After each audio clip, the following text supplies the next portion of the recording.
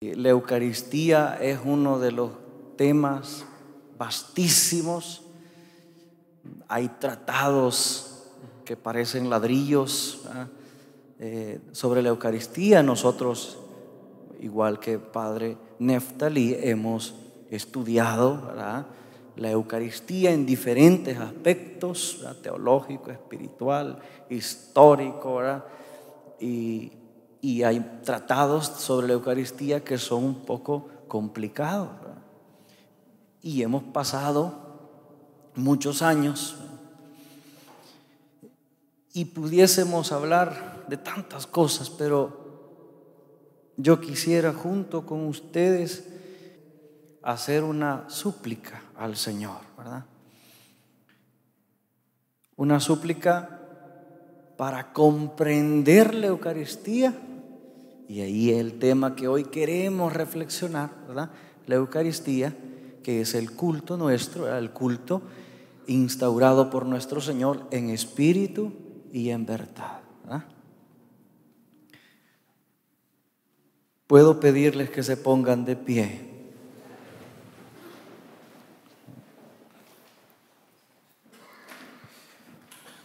Y vamos a pedirle al Señor, oiga, vamos a pedirle a Él, porque podemos hablar de todo, ¿verdad? Pero si no baja aquí, ¿verdad?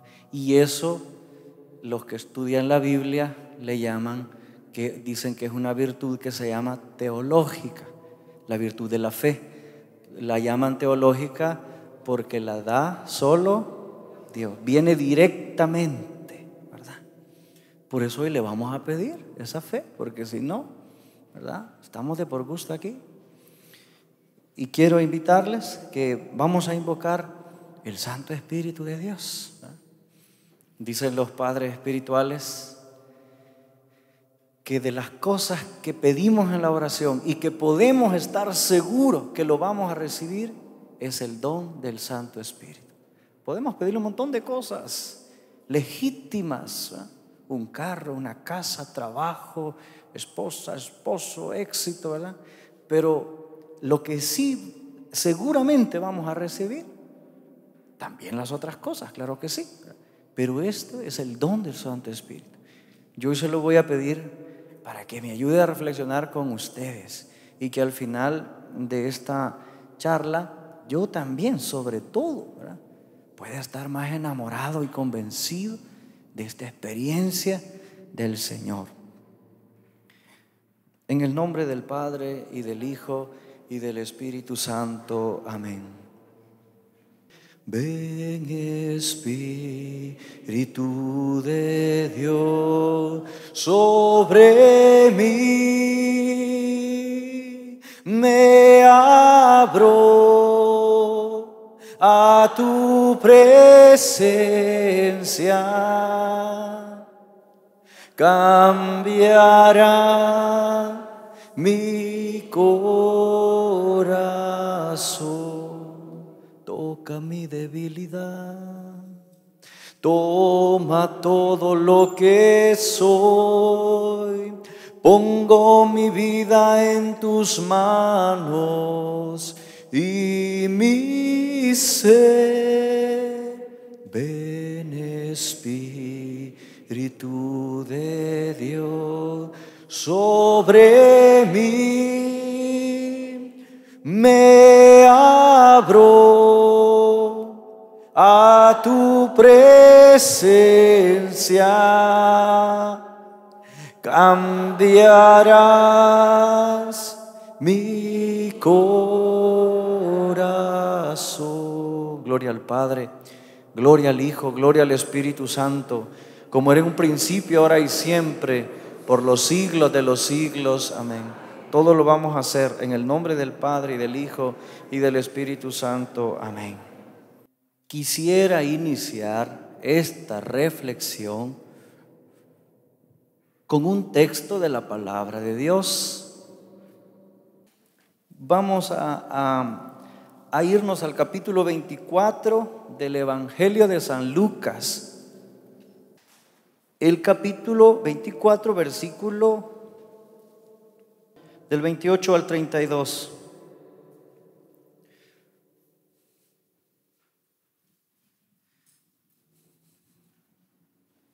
Al acercarse al pueblo a donde iban, él hizo ademán de seguir adelante, pero ellos le rogaron insistentemente: quédate con nosotros, porque atardece y el día ya ha declinado.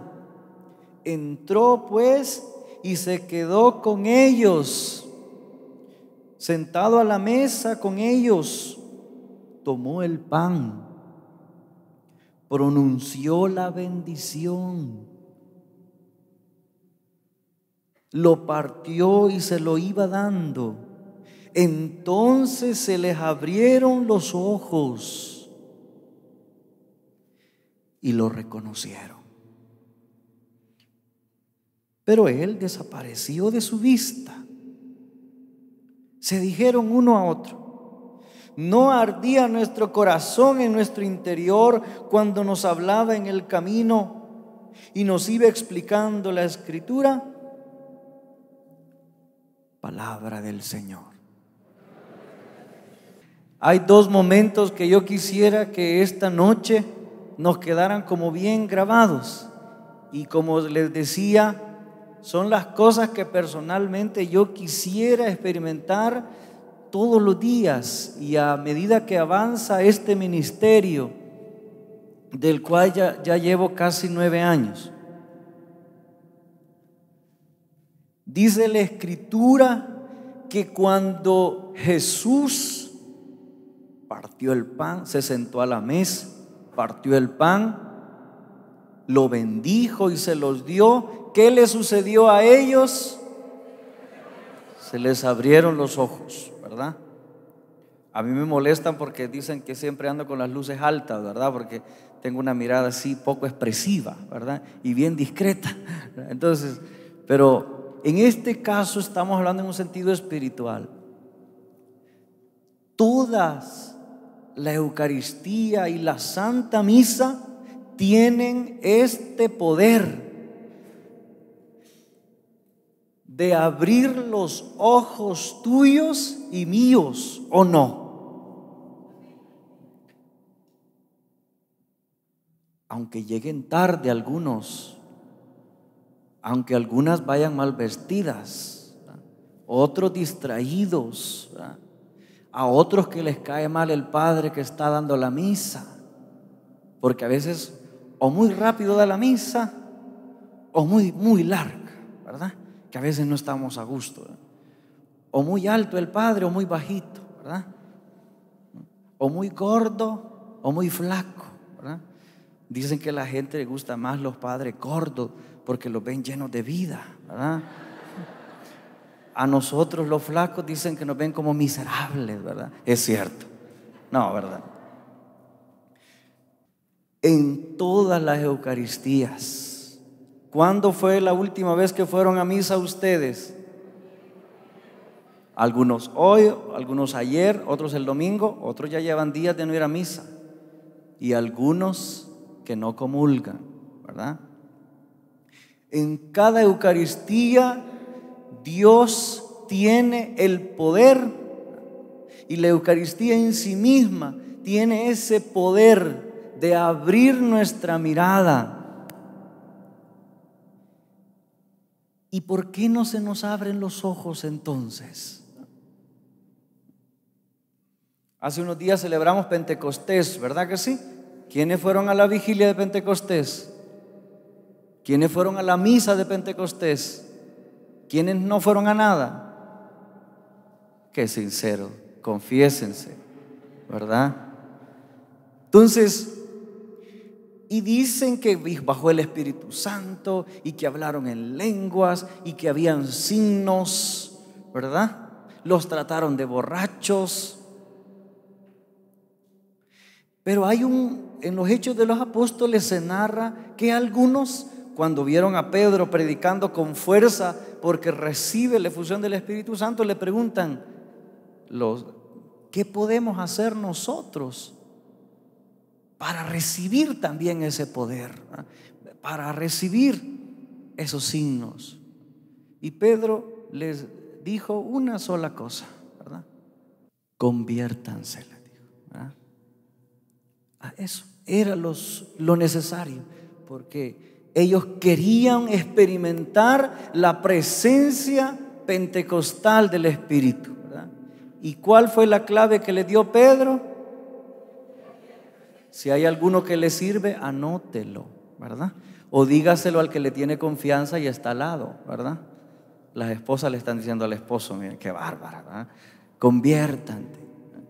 Como fue una condición, ¿verdad? Y en la Eucaristía de igual manera, hermanos, no vamos a gustar la presencia real y poderosa de Dios si no hay una actitud de conversión, de volver a Dios. A veces uno como sacerdote termina hasta bipolar, ¿verdad? Porque ve tantas cosas y las propias fragilidades. Yo no digo que nosotros seamos los mejores, pero uno ve tantas cosas, ¿verdad? Descuidos, ¿verdad? Irreverencias, sacrilegios, ¿verdad? Abandono, ¿verdad? Irreverencia, orgullo en la Eucaristía, ¿verdad? Y a veces condicionamos la experiencia de Dios a nuestro gusto, ¿verdad? Ay, es que hoy no tengo ganas de ir a misa. ¿Para qué voy a ir si no voy a estar bien, ¿verdad? A Dios no le agrada eso, ¿verdad? La trampa del enemigo, ¿verdad? Pero ahora yo les decía, y mi deseo es este, ¿verdad? Para mí y para ustedes, ¿verdad? De ser conscientes cada día de lo que Dios puede hacer. Cuando éramos estudiantes, nuestro profesor del Tratado de Eucaristía nos contaba que en Argentina, en una región que se llama Córdoba, en Argentina saben ustedes que abundan los judíos, ¿verdad? Hay comunidades judías y entonces dicen que este profesor tenía un amigo judío que le gustaba entrar a los templos católicos, ¿verdad? Y le gustaba conocer los personajes que los católicos representamos, las imágenes, ¿verdad? Y siempre se iba a decir: ¿y este quién es? San Antonio. ¿Y qué hacía este, ¿verdad? Y lo anotaba y le gustaba, porque también como judío, ¿verdad? El judío conoce la historia del pueblo de Dios a través de tantos personajes, ¿verdad? Patriarcas, jueces, profetas, ¿verdad? Reyes, ¿verdad? Y para ellos las figuras también, las que Dios ha usado, son importantes. Pues dice que un día se le acercó, ¿verdad? Y le dijo: mira, ¿y quién es ese santo que se llama Santísimo? Entonces, entonces él le dijo, ¿verdad? Que él trató, ¿verdad?, de decirle que el Santísimo, pues que no es un santito, ¿verdad? No es un señor o una señora que vivió la santidad, sino que era la santidad misma, Dios mismo, en un modo sencillo y humilde. Y le habló de la Santa Cena y todo, ¿verdad? Pero ella le preguntó: ¿y por qué? ¿Por qué?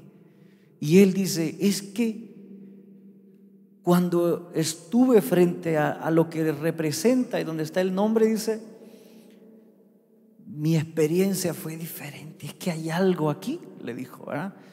Que no había, el de los otros le había emocionado la historia, las obras, ¿verdad? Pero ante el Santísimo, que él pensaba que era una cajita dorada, aquí no sé cómo es, bueno, así o como esto, ¿verdad? Y que imaginaba que era el personaje, ¿verdad? Y este sacerdote le predicó, ¿verdad? Y le habló de Dios, le habló de Jesús, le habló de cómo Dios se encarna en la historia y quiso quedarse y perpetuar un culto, ¿verdad?, con esa forma, ¿verdad?, y quedarse en la Eucaristía. Y él nos contaba y lo daba como un testimonio en las clases, ¿verdad?, de que este judío abrazó el cristianismo, ¿verdad? Y tuvo un encuentro con Jesús, ¿verdad? Y eso lo hizo, ¿verdad?, acercándose, ¿verdad?, al santo, ¿verdad? Y de ahí la importancia también para nosotros, así como la experiencia de este judío fue la de los apóstoles, la de los discípulos de Emaús, que se les abren los ojos, les ardía el corazón. Y esa es la experiencia que tú y yo tenemos que experimentar cada día. Hay un señor antes protestante, pastor, teólogo protestante de los Estados Unidos, que se llama Scott Hahn, ¿verdad? Él cuenta cómo hubo un encuentro con el Señor frecuentando en una capilla la Santa Misa, porque él dice que en sus estudios teológicos él quiso saber lo que los primeros cristianos decían, escribían, ¿verdad? Una persona muy honesta, teólogo, ¿verdad? Entonces dijo, lo que escribieron los primeros cristianos. Y los primeros cristianos dice que oía hablar de liturgia, ¿verdad?, de fracción del pan. Y entonces se fue a una capillita de curioso, aunque él dice en su libro, ¿verdad?, que él se prometió que se iba a quedar atrás, como los que llegan tarde a misa, ¿verdad?, que se iba a quedar atrás con su Biblia abierta y que iba a evitar tomar parte en cualquier idolatría, ¿verdad? Y entonces comenzó a ver todo lo que pasaba en la misa, y como él era teólogo, conocía, cuando escucha la expresión Cordero de Dios, por ejemplo, ¿verdad?, le vino todo el Apocalipsis, ¿verdad? Y cuando en la misa se dice santo, santo, santo, ¿verdad?, dice 3 veces santo, ¿verdad? Otra vez el Apocalipsis. Y él dice que comenzó a criticar a todos los católicos que estaban ahí, ¿verdad? O sea, algunos dicen con apariencia de piedad, ¿verdad? Otros que, ¿verdad?, se les notaba, otros distraídos, como a veces sucede en los ambientes católicos, ¿verdad? Muchas veces un culto vacío. Y él, a través de frecuentar todos los días por curiosidad y por una cuestión académica la Santa Eucaristía, fue enamorándose. Luego se convirtió al cristianismo, ha escrito un libro que se llama Roma, Dulce Hogar, ¿verdad? Y si alguien lo puede comprar, ¿verdad?, es un libro preciosísimo de una experiencia, porque él junto con su esposa Kimberly se convierten a la religión cristiana católica, ¿verdad? Y ellos dicen que para ellos el haberse convertido al catolicismo significó también un cambio en su vida, porque ellos dicen que antes, ¿verdad?, por ejemplo, los temas del aborto, de estos temas de los anticonceptivos, de la esterilización, de todas estas cosas, para ellos como que no tenía nada que ver con las verdades del Evangelio, ¿verdad? Porque él dice que ocupaba los textos que más le gustaban, con los que podía persuadir, ¿verdad? Pero luego el encuentro con el Señor a través de la Eucaristía, ¿no?, les marcó la vida. Ahora son fervientes católicos. Hace poco fue ordenado sacerdote su hijo, ¿verdad? Y ha escrito un libro que se llama La Cena del Cordero, ¿verdad? Algunos creo que ya lo han leído. Es un libro preciosísimo, ¿verdad?, que yo hoy hubiese querido leérselos todos, ¿verdad?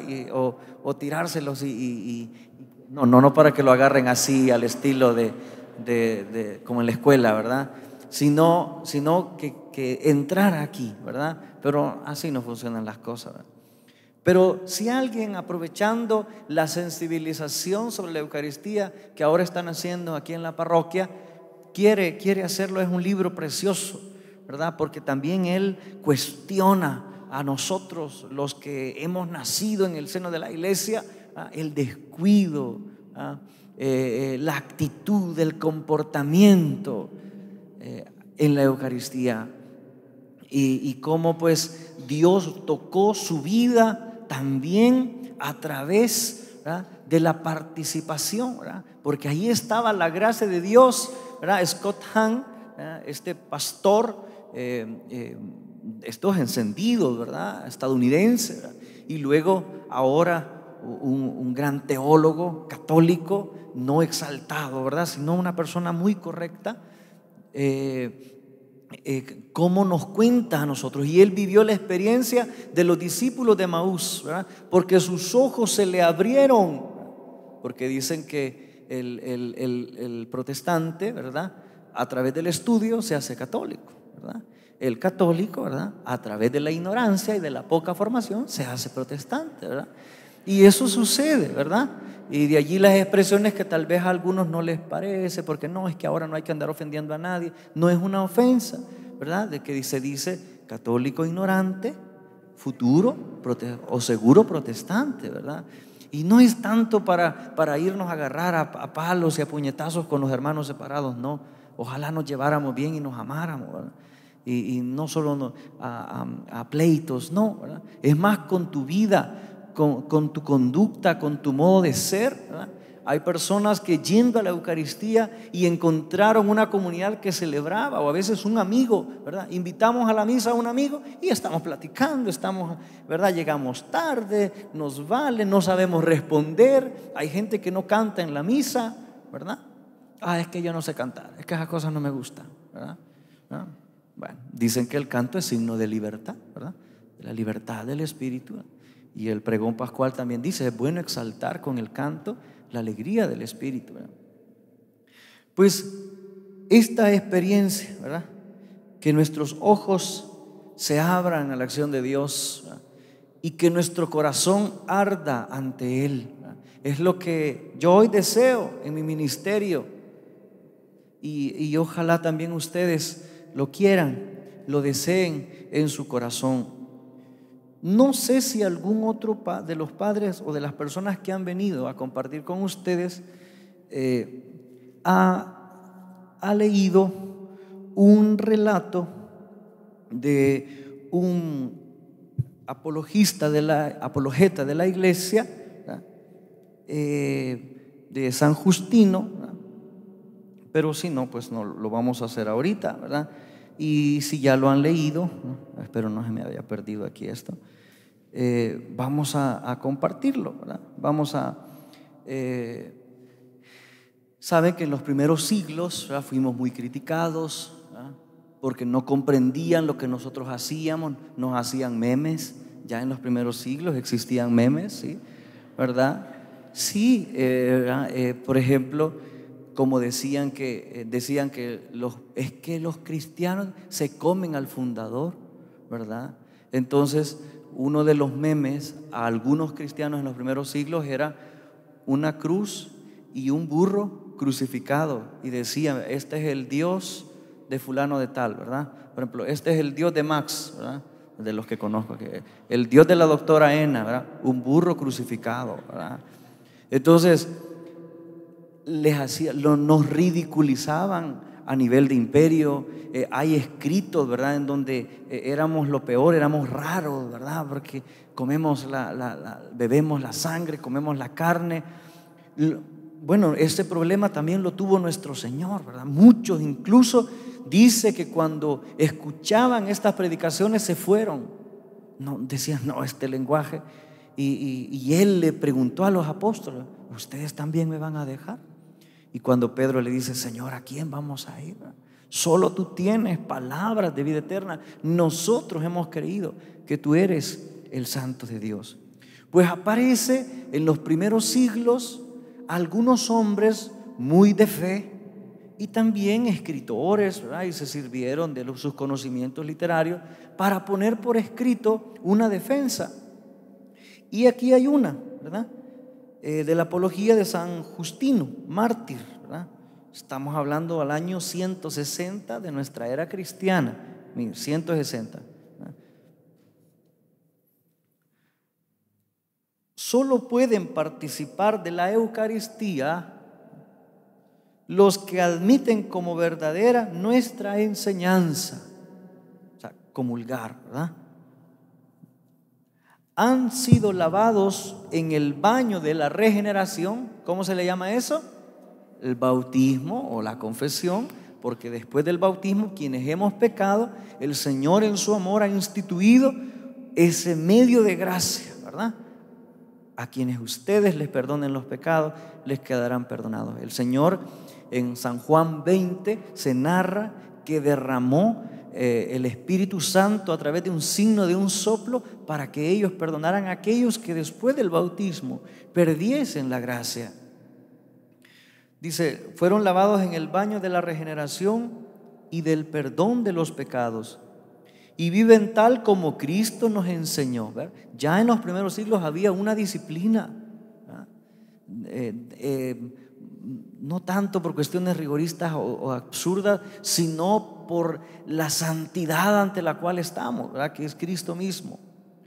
Porque el pan y la bebida que tomamos no lo recibimos como pan y bebida corriente, como a veces nos juzgan algunos hermanos, ¿verdad? Que tal vez no han tenido una preparación o están cerrados, ¿verdad?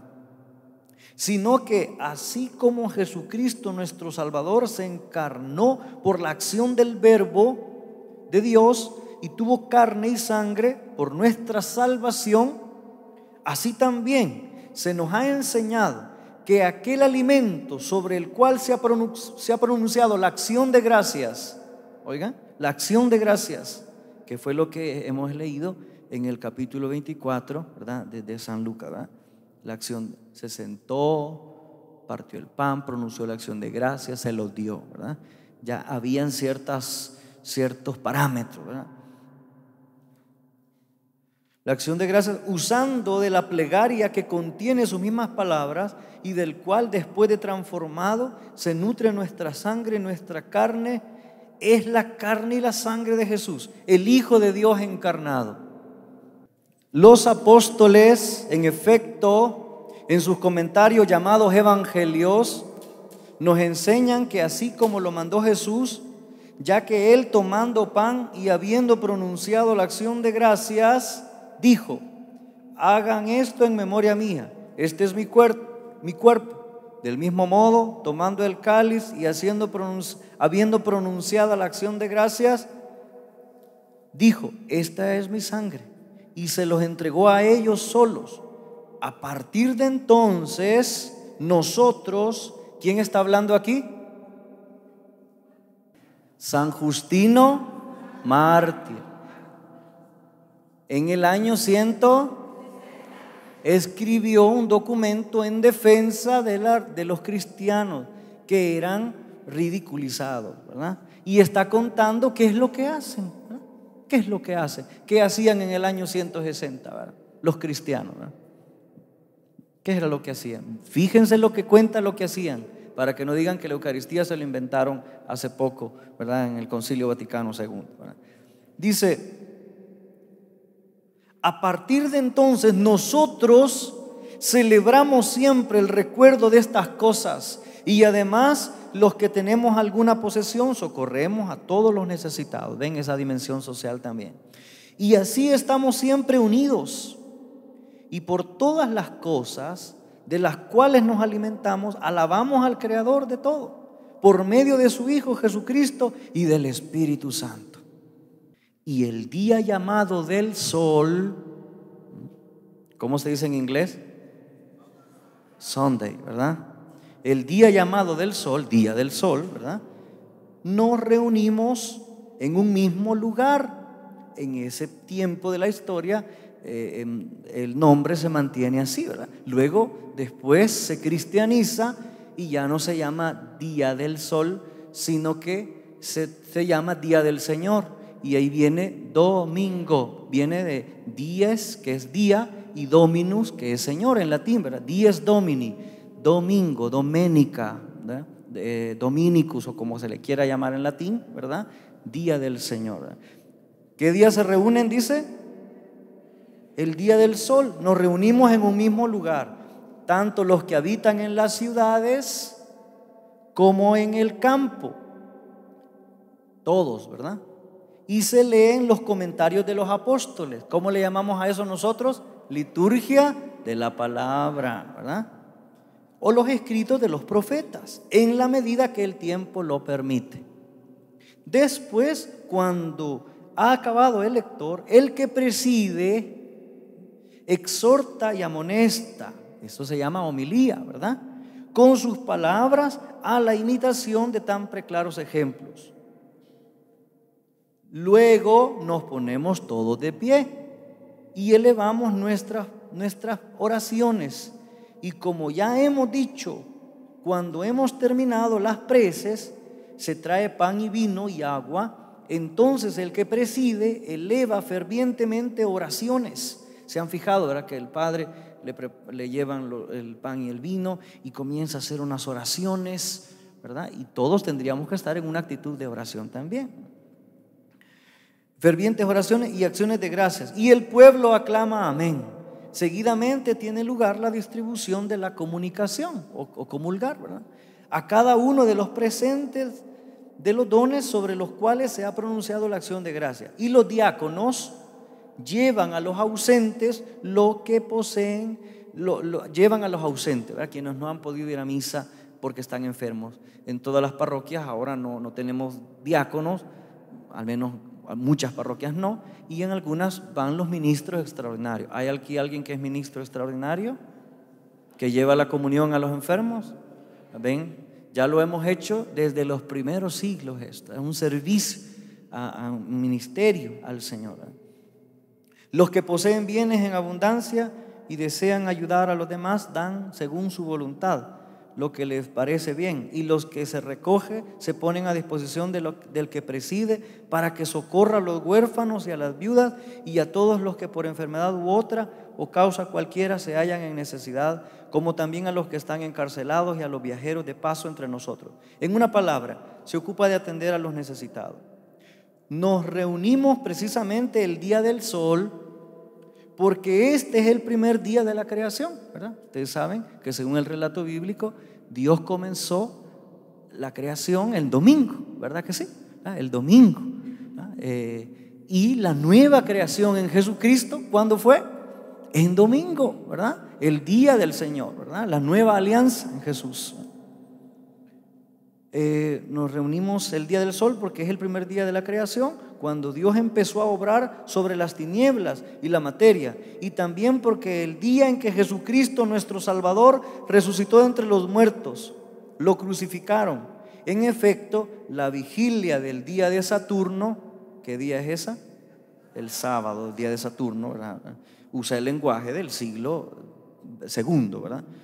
Y a la mañana siguiente de ese día, es decir, el día del sol, fue visto por sus apóstoles y discípulos, a quienes enseñó estas cosas que hemos puesto a nuestra consideración, ¿verdad? Hemos escuchado a San Justino, que está narrando la experiencia de los primeros apóstoles. Una vez me preguntaron: padre, pero ¿y por qué las reuniones, el culto católico es así como ahora? ¿Verdad? ¿Cómo? Es que así, es que en otras iglesias bailan, cantan, gritan, se ve que hay más viveza, hay más. En cambio en la misa, ¿verdad?, y el padre ni se le entiende, ¿verdad? Y es bien enojado y nos regaña. Yo, ay, me está hablando a mí, dije. Entonces, pero no, ¿verdad? Cualquier persona, honestamente, si quiere descubrir, ¿verdad?, cómo en los orígenes la iglesia celebró el culto, ¿verdad?, es lo más parecido, es nuestra celebración en la Santa Eucaristía, ¿verdad? Porque así nos lo enseñó Jesús. Él tomó una forma cultural judía, ¿verdad?, porque era un culto judío, ¿verdad?, y le da esa novedad que con su sangre, ¿verdad?, nos restaura, nos limpia, nos sana.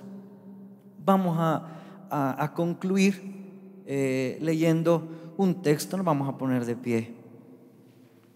Vamos a concluir con las palabras que el apóstol Pablo, ¿verdad?, escribe a los corintios, que andaban un poco confundidos con el modo en que tenían que conducir su culto. Entonces él pone claras las cosas y da estas observaciones. Porque yo recibí del Señor lo que les he transmitido, que el Señor Jesús, la noche en que era entregado, tomó pan, dio gracias, lo partió y le dijo: este es mi cuerpo que se entrega por ustedes, hagan esto en memoria mía. Asimismo tomó el cáliz después de cenar y dijo: esta copa es la nueva alianza en mi sangre. Cuantas veces la beban, háganlo en memoria mía. Pues cada vez que comen de este pan y beben de este cáliz, anuncian la muerte del Señor hasta que Él venga. Por tanto, quien coma el pan o beba el cáliz del Señor indignamente, será reo del cuerpo y de la sangre del Señor. Así que cada cual se examine interiormente antes de comer el pan y beber el cáliz. Pues quien come y bebe sin discernir el cuerpo, come y bebe su propia condena. Palabra de Dios. Después de escuchar pues esta exhortación del apóstol Pablo, yo, como les decía, ¿verdad?, que nuestro anhelo sea ese, que nuestros ojos se puedan abrir para ver nuestra vida, lo que somos, lo que valemos delante del Señor, y que nuestro corazón arda delante del Señor, y que podamos celebrar un culto en espíritu y en verdad, ya que en espíritu y en verdad significa en el modo y en la voluntad que Cristo nos enseñó, como Él nos lo ha transmitido.